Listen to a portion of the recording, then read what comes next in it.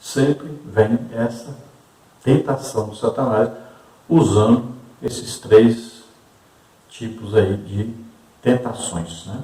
Sempre na área, então, do olhar, do experimentar e do ser crente.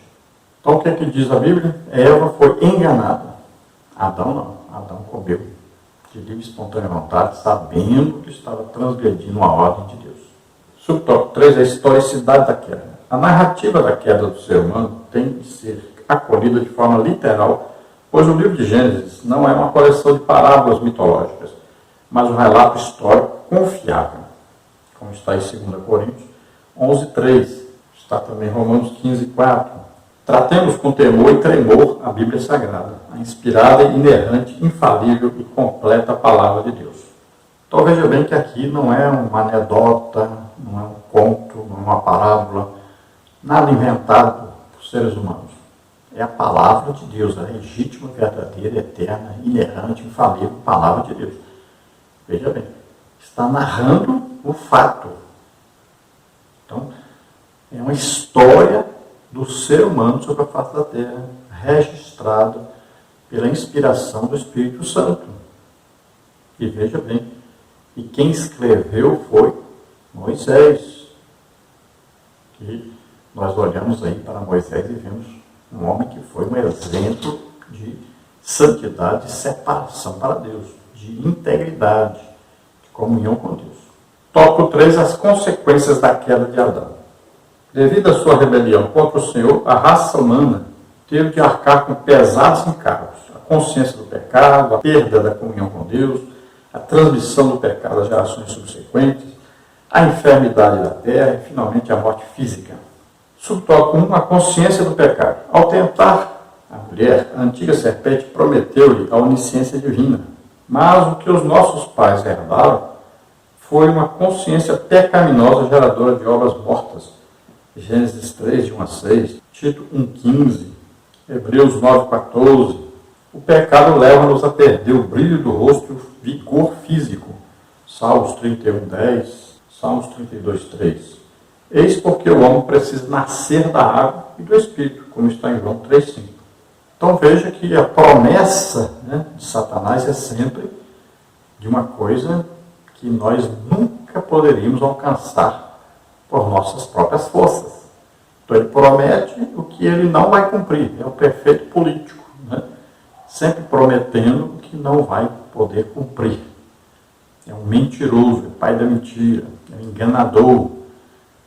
Veja só. Então ele sempre oferece aquilo que ele não pode cumprir e o ser humano acaba acreditando nele ao invés de acreditar em Deus, ao invés de se submeter a Deus.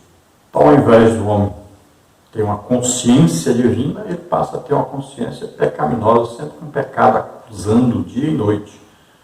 Sempre vem com aquele remorso, aquela acusação que levou Judas ao suicídio. Leva o homem a obras mortas. Sabe o que é obras mortas? É tudo que você faz para merecer alguma coisa de Deus. É uma obra morta. Porque Deus nos dá pela sua graça, e não por merecimento. Tudo que nós fizermos para Deus é nossa obrigação apenas que nós estamos fazendo. A própria Bíblia diz o quê? Que nossas obras aí são como trapos de imundícia, Toda a nossa tendência é de nos justificar diante de Deus, de fazermos alguma coisa, isso, de merecer alguma coisa de Deus, tudo isso é vão, é falho, é obra morta. Olha só, por exemplo, as religiões, pode ver que todas elas têm uma coisa em comum. Elas querem ensinar as pessoas que elas vão ser salvas através das suas obras. Pode olhar. Se você olhar o Espiritismo, por exemplo, eles falam que as pessoas vão reencarnando e vão sendo melhoradas, vão se melhorando até se tornar perfeito. Então eles vão dar esmola, eles vão ajudar os outros e tal, vão fazer uma coisa para que mereçam alguma coisa. Olha só. Se você conversar com os católicos, eles vão dizer que o católico precisa dar a esmola, precisa visitar os doentes enfermos, pensando em quê? Pensando em se justificar, em conseguirem alguma coisa de Deus através disso. Se você olhar aí o hinduísmo, espiritismo, aí catolicismo, islamismo, todos têm a mesma coisa em comum. Querem alcançar a salvação, alcançar o paraíso, alcançar a justificação através de obras. E o que diz a Bíblia? Olha, pela graça sois salvos, por meio da fé. Isso não vem de vós. E diz o quê? Não é pelas obras. Quando veio a reforma através de Lutero, que fazia parte da Igreja Católica Romana, o que ele descobriu? Que a justificação é pela fé, não é pelas obras. Isso é que fez ele sair de lá. Agora não quer dizer que ali começou e tal. Não, já existiam crentes verdadeiros que nunca deixaram de ser verdadeiros. A igreja sempre existiu. Desde que começou no dia do Pentecostes, a igreja sempre existiu. Ali foi naquela região, ali foi em referência à Igreja Católica Romana, né? Ali é outra coisa, é uma religião que nasceu dali. Tá? Uma religião que saiu de outra religião. Dá para pensar que, não, que povo, todo mundo existia mais crente. Não, que isso, sempre existiam os crentes verdadeiros. Esses crentes verdadeiros, cheios do Espírito Santo, foram perseguidos por esses reformadores. Muitos deles foram mortos devido à perseguição dos reformadores. Eles não participavam dessas reuniões, né, desses concílios, essas coisas. Não, os crentes verdadeiros participavam disso não. Então, cuidado aí, que às vezes você entra pela história aí, né, e é enganado. Tá? Os crentes verdadeiros, pentecostais, cheios do Espírito Santo, sempre existiram e sempre foram perseguidos. Não só por pessoas descrentes, mas pela suposta igreja cristã que passou aí a existir. Não é? Então, cuidado com isso. Então, o homem precisa nascer de novo, da água e do Espírito. Água que lavagem pela palavra de Deus. Então, a água aqui significa palavra de Deus. Você nasce de quê? Ouvindo a pregação do Evangelho. Aprove a Deus salvar os crentes pela loucura da pregação. Efésios 1,13. Em quem nós estamos? Em Cristo, depois de quê? De ouvir a pregação do Evangelho. O Evangelho da nossa salvação. Aí nós acreditamos nessa pregação. Aí a nossa fé entrou em ação, acreditamos. E aí nós recebemos o Espírito Santo. É assim que funciona. Então é preciso ouvir a palavra de Deus. Aí vai nascer da semente, palavra de Deus. E o que acontece? Quando você se interessa, você acredita, o Espírito Santo entra em ação, convence você do pecado, da justiça e do juízo, você se arrepende dos seus pecados, pede perdão, recebe a salvação, o Espírito Santo tem morado dentro de nós. Mas você precisa ouvir a pregação, precisa crer nessa pregação. Então precisa você dar a oportunidade de Deus transformar a sua vida. Precisa nascer de novo, morrer para o velho eu, morrer para a descendência do velho Adão.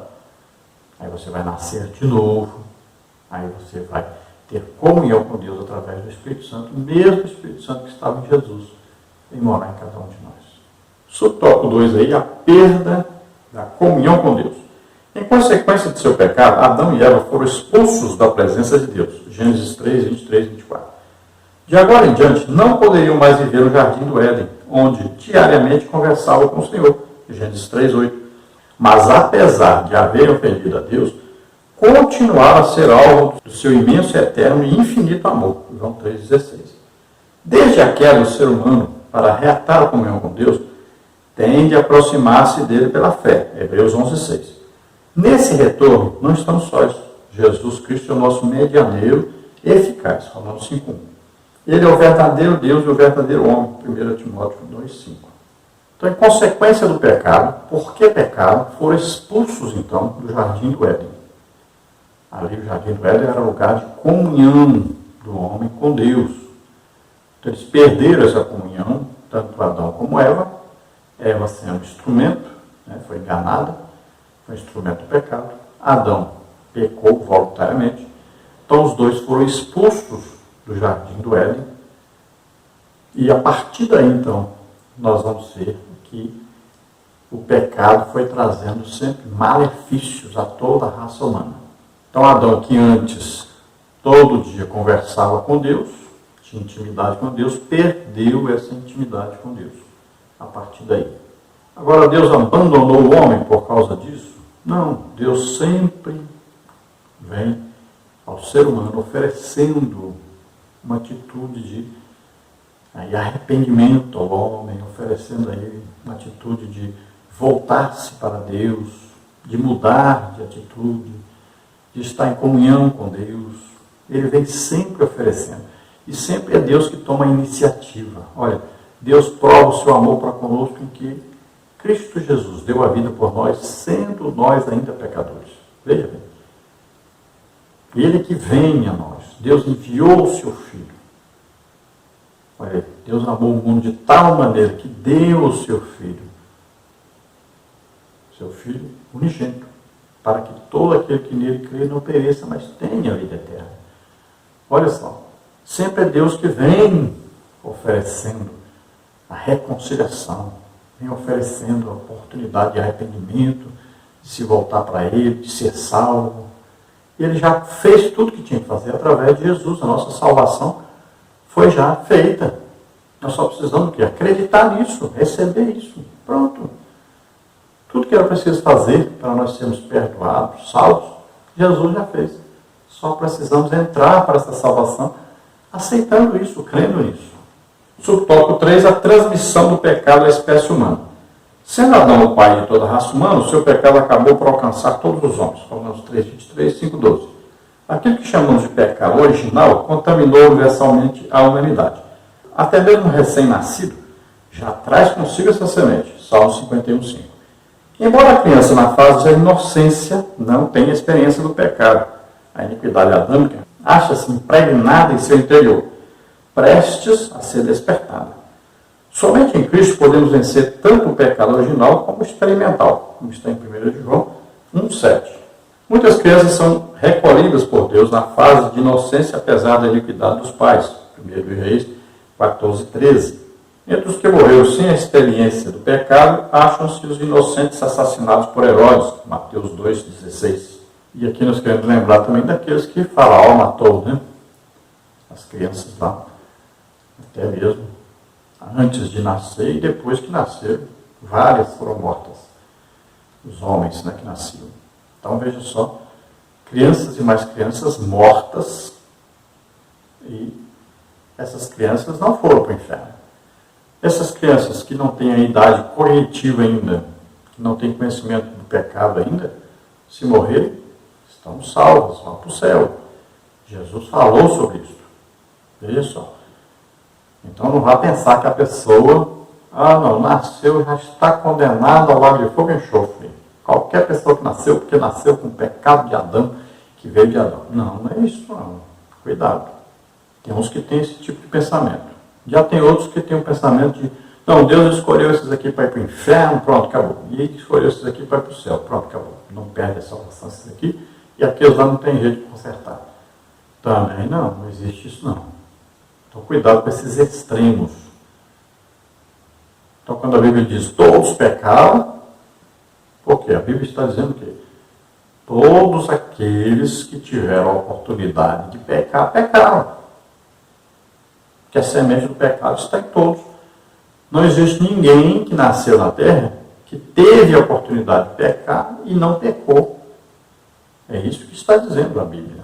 Não está dizendo que a pessoa já nasceu com o inferno preparado para ele. Não tem jeito de ele escapar. Não, está dizendo que todos nasceram com a semente do pecado. E o dia que tiverem a oportunidade de pecar, vão pecar. Aí sim, estão condenados ao inferno. Agora, tem o jeito de escapar? Tem. Pecou? Então, que se arrepende, aceita Jesus como Senhor e Salvador. Você é crente, pecou? Está escrito na Bíblia, 1 João. Temos um advogado junto ao Pai. E você pecou? Está lá, se arrependa, peça perdão e Ele perdoa. Conserta aí o pecado. Não vá ficar sua vida com a prática do pecado todo o tempo. A condenação do pecado, não. Por isso que existe o quê? Oração, e existe um advogado no céu, existe um intercessor no céu, existe um intercessor na terra. Jesus está à direita do Pai, onde intercede por nós, e Ele é nosso advogado de defesa. Na terra nós temos o Espírito Santo, que é nosso intercessor. Olha só, não perca isso. Então, todo dia o crente deve orar, todo dia deve ver o que eu estou fazendo de errado, o que eu falei de errado, o que eu fiz de errado. Peça perdão. Ele, fiel e justo, para nos perdoar de todo pecado, toda iniquidade. É isso que está escrito na Bíblia. E isso aqui é para crentes. Isso toca o quadro, a enfermidade da terra. Por causa do pecado de Adão, até a própria terra adoeceu. Expulso do Éden, Adão teria de trabalhar com redobrado esforço, a fim de prover o seu sustento cotidiano, como está em Gênesis 3:17. Desde então, o nosso planeta vem sofrendo com fomes, tremores de terra, inundações, como está em Mateus 24:7. Em sua epístola aos Romanos, o apóstolo Paulo descreve a terra como que gemendo por causa das expectativas quanto às últimas coisas, Romanos 8:22. Mas quando o reino de Deus manifestar-se logo após a grande tribulação, o planeta será curado de todas as suas enfermidades, Isaías capítulo 35. Então, quando Adão é expulso, ele agora vai trabalhar. Tanto ele como a terra foram amaldiçoados. Então, a terra não produzia espinheiros, não produzia ervas daninhas. Então, passou a produzir. A terra vivia aí toda regada, tranquila, produzia bem, não tinha problema de falta de produção. Passou a ter. Então, o homem teve que trabalhar arduamente agora para conseguir a sua alimentação. Teve que plantar, teve que cuidar da plantação, teve que esperar a colheita. Teve agora uma maldição sobre ele, sobre a terra. Quando Paulo está dizendo que a terra geme, não quer dizer que a terra tem sentimentos, não quer dizer que a terra está sentindo. Não, isso é uma linguagem metafórica. Cuidado com isso, não vai pensar aí como as pessoas que acham que terra, animais têm sentimentos e tal, que sentem e tal. Cuidado com isso, viu? Isso aí é uma religião, na verdade, que existe. É uma coisa diabólica. É dar sentimentos às coisas que existem, é dar aí vida às coisas, como a terra, uma árvore, um animal e tal, como se eles tivessem sentimentos, como se eles tivessem inteligência como nós. Cuidado com isso. Então ele imaginou, aqui Paulo está imaginando, como se a terra fosse aí uma mulher que tem vida, que produz e tal, e que agora foi amaldiçoada, agora vai ter dificuldades, vai ter uma vida difícil. Então é uma linguagem metafórica. Não quer dizer que a terra está sentindo aí essas coisas, tá? E aqui, então, o nosso comentarista vai falar sobre a restauração da terra durante o milênio. A terra vai voltar a produzir muito, Então a terra no milênio vai voltar a ter o domínio, o controle de Deus. Os homens apenas obedecerão, seguirão as orientações de Jesus e tudo produzirá, tudo funcionará muito bem. Lembrando que esta terra vai ser destruída depois. Então, o juízo final, o trono branco será lá em cima e a terra aqui, tudo vai se acabar, tá? Serão feitos novos céus, nova terra. Tudo aqui vai pegar fogo, se acabar. Então, por que existem hoje os terremotos, os tremores, os maremotos, tufões, tempestades, tudo resultado do pecado. Tudo. A terra não foi criada para passar por isso. Mas, devido ao pecado, a terra foi amaldiçoada. Subtópico 5, a morte física. O homem não foi criado para experimentar a morte física. Nesse sentido, podemos dizer que fomos criados imortalizáveis, com a possibilidade de viver indefinidamente, em Gênesis 2:17. Não somente a eternidade, mas de igual modo a imortalidade achavam-se no ser humano. A morte é a mais triste consequência do pecado, Romanos 6:23. Todavia, a pior morte que alguém pode experimentar é a separação eterna de Deus, a segunda morte, Apocalipse 2:11, 26. Quanto a nós, os que já recebemos Jesus Cristo como nosso Senhor e Salvador, a morte não terá efeito, porque Ele é a ressurreição e a vida, João 11:25. Então já falamos aí das 3 mortes, né? Espírito, alma, corpo. O espírito desligado para Deus. Veja aí Isaías 59, né? Que fala que nossas iniquidades fazem separação entre nós e Deus. Depois, a alma, nós vemos aí na Bíblia, a alma que pecar, esta morrerá. Está aí em Ezequiel. E vimos a morte física, que nós conhecemos também, né? A pessoa morre e é sepultado. Então, 3 mortes. Veja bem que Jesus na cruz disse: Pai, entrega o meu espírito. Olha aí. A alma. O que aconteceu? Jesus foi encontrado depois do quê? No inferno. Estava levando o quê? Os nossos pecados sobre ele, nossa condenação sobre ele. Para onde vai a nossa alma que pecou? Para o inferno. Por que o Espírito de Jesus foi para Deus? Porque ele era salvo. Ele nasceu concebido pelo Espírito Santo, ele nunca pecou. Agora a alma, como ele levou os nossos pecados, doença, enfermidade e maldições sobre ele, então o corpo com a alma tinham que ser condenados. O corpo foi sepultado. A alma foi para o inferno. O que aconteceu? Foi justificado em espírito, porque o seu espírito estava com Deus, nunca pecou. Estava em comunhão com o Espírito Santo, comunhão com Deus. Foi justificado em espírito, ele nunca pecou. Então ele não pode cair. Ele foi justificado. Aí ele vem, pega o seu corpo e ressuscita. Olha só. Por quê? Porque ele nunca pecou. Ele estava ali no lugar do homem. Conclusão. 2 fatos marcam a doutrina do homem nas Sagradas Escrituras. A criação e a queda. À primeira vista, o pecado de Adão trouxe graves consequências à criação. No entanto, Deus jamais foi surpreendido por qualquer fato. Ele não é um ser reativo, nem vive de improvisos. Nenhum processo, quer nos céus, quer na terra, jamais o surpreendeu, porquanto ele é o ser supremo por excelência. Ele é o que é o Deus bendito eternamente. A fim de sanear o pecado do homem, Deus, em sua presciência, já havia separado o Imaculado Cordeiro desde a fundação do mundo para redimir-nos de todos os pecados. Apocalipse 13, 8. Então vimos aí a criação e a queda do homem.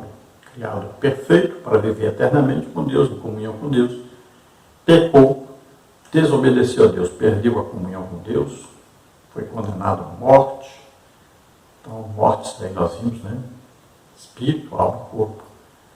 Mas Deus tem um plano de redenção. E ele criou esse plano por quê? Porque Deus, tudo para ele é presente. Olha, ele sabe o dia que eu nasci, sabe o dia que eu morri. Sabe o meu princípio, sabe o meu fim. E ele sabe de todos os seres humanos. O dia que começou, o dia que terminou. Então ele sabe todas as coisas que ainda vão acontecer, ele já sabe. Então quando ele coloca o homem na terra, ele já olhou lá na frente e viu. O homem pecou, o pecado passou a todos. Todos foram condenados, todos pecaram. Então eu vou criar um plano para salvar este homem do pecado. Salvar este homem da condenação eterna. Então, quando ele olha na frente e vê o homem pecado, ele chama seu filho e cria um plano de salvação. Qual é o plano? Preciso de um homem na terra que nunca pecou, que pegue o pecado de todos sobre ele, morra no lugar de todos. Tem, se olhar aqui, toda a raça humana que nasceu na terra, nasceu com a semente do pecado, todos pecaram. Não tem jeito, não tem um homem sem pecado. Então eu vou enviar meu filho Jesus. Ele nasce concebido pelo Espírito Santo, não vai herdar a semente do pecado de Adão. Então, aceita morrer no lugar de todos? Aceita. Todos teriam que morrer numa cruz, lugar de maldito morrer.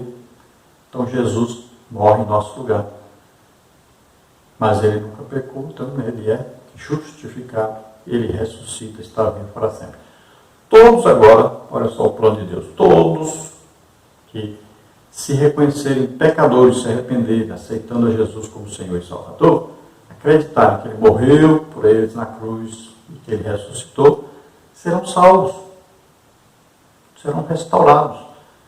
Esse é o plano de Deus. Então, todos aqueles que aceitam a Jesus como Senhor e Salvador são salvos. Vamos orar agora. Se você deseja aceitar Jesus como Senhor e Salvador, é sua oportunidade de receber o perdão de Deus, ser restaurado, ser agora chamado Filho de Deus. Todos os seus pecados serão perdoados. Vamos orar agora.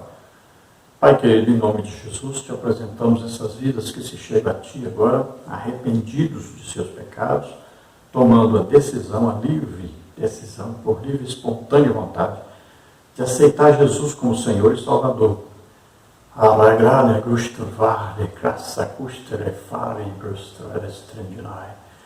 Oh, te apresento a graça de Deus, a salvação por essa graça. A graça é Jesus Cristo, morrendo por nós na cruz, levando os nossos pecados, iniquidades, doenças, enfermidades, maldições, tudo que não prestava, Ele levou sobre Ele, morreu por nós. Oh, amor maravilhoso de Deus. Ele morreu, mas Ele ressuscitou, está vivo. Todo aquele que aceitar isso, que crer nisso agora, pode ser salvo. Peça perdão a Deus pelos seus pecados e agora aceite a Jesus como Senhor e Salvador e seja salvo, totalmente restaurado em nome de Jesus. Perdoa-os agora, Senhor, escreve os seus nomes no livro da vida, abençoa poderosamente. Em nome de Jesus te agradecemos. Amém. Glória a Deus, aleluia. Toca, Senhor, aqueles que estão doentes, enfermos, cura agora, Senhor, toca eles. Solta, em nome de Jesus, toda doença, toda enfermidade agora, em nome de Jesus. Amém. Glória a Deus, a paz do Senhor.